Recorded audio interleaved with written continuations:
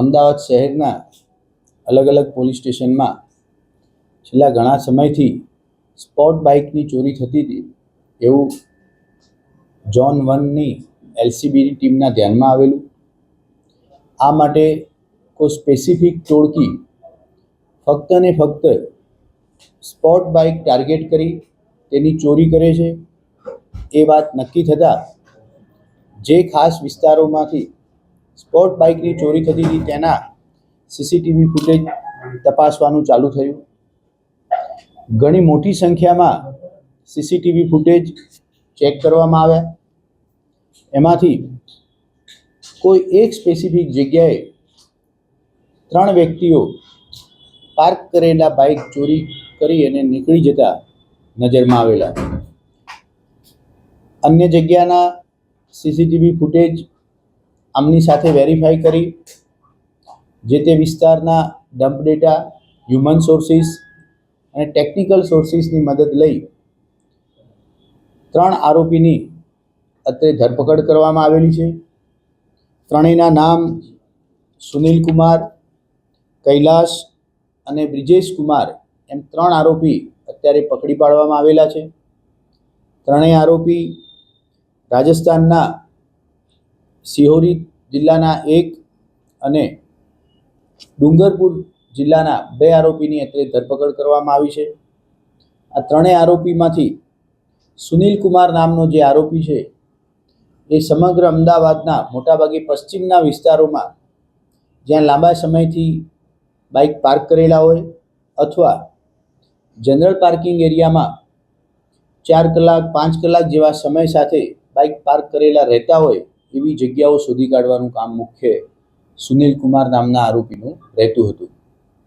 ત્યારબાદ પોતાના સાગરીતો પોતાના વતનમાં કે જેમનું નામ થાવરા ઉર્ફે થાવો હંસારામ ગરાસિયા કે જે સિહોરી જિલ્લાનો વતની છે તેને બોલાવવામાં આવતો. આ મુખ્ય આરોપી થાવરા પોતાની સાથે 3 અન્ય 2 આરોપીઓને લઈ આવતા અને પોતાની સાથેનું એક ડિસ્મિસ જેવું વિશિષ્ટ પ્રકારનું જે હથિયાર છે તેનાથી બાઇકનું હેન્ડલ લોક ખોલી અને ઇગ્નિશન સ્ટાર્ટ કરી દેવામાં આવતું હતું. આ મુખ્ય 3 જણા જે અત્યારે આરોપી અટક કરવામાં આવેલા છે તે રેકી કરવાનું કામ કરતા. સાથે સાથે કૈલાશ નામના આરોપી કે જે થલતેજ વિસ્તારમાં રહેતો, જ્યારે પણ ચોરી કરવા માટે રાજસ્થાનથી અન્ય 3 આરોપી આવે ત્યારે બધા આના ઘરે રોકાતા અને કૈલાશનું બાઇક ચોરીવાળી જગ્યાએ જવા માટે વપરાતું હતું. છેલ્લા 5 મહિનાથી આ સ્પોર્ટ બાઇકની ચોરી કરવાનું આ લોકોએ શરૂ કરેલું હતું.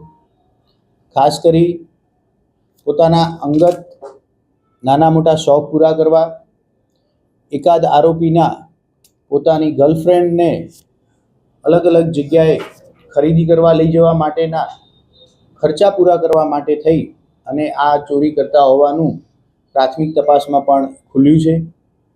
ખાસ કરી તમામ બાઇક અલગ અલગ જગ્યાએ અડધા જેવી કિંમતે વેચી મારવાની આ લોકોની એમો રહેતી હતી. અમદાવાદ શહેરના અલગ અલગ પોલીસ સ્ટેશન વિસ્તારમાં નોંધાયેલા કુલ 12 જેટલા સ્પોર્ટ બાઇક કે જેની કિંમત આશરે 13 લાખ જેટલી થાય છે તે ઝોન 1 એલસીબીની ટીમ અને એમના પીએસઆઈ મિસ્ટર ચાવડાની ટીમ સાથે મહેનતથી પકડી પાડવામાં આવેલા છે. અમદાવાદ શહેરના વસ્ત્રાપુર, ઘાટલોડિયા, ગુજરાત યુનિવર્સિટી, સોલા હાઈકોર્ટ અને સાબરમતી જેવા વિસ્તારોમાંથી આ 12 બાઇકનું ચોરી કરી અને આ આખા ગુનાને અંજામ આપેલ હતો. અત્યારે હાલ એ પૂછપરછમાં ખુલશે કે કેવી જગ્યાએ એ લોકો વેચતા હતા.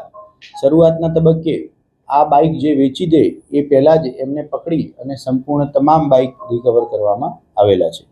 કુલ 6 આરોપી જેમાં 3 આરોપી અટક કરવામાં આવેલા છે અને 3 આરોપી અટક કરવાના બાકી છે. એ ત્રણેય આજુબાજુના જિલ્લાઓના વતની છે, એટલે ખૂબ લાંબા સમયથી એકબીજાના સંપર્કમાં આવેલા છે.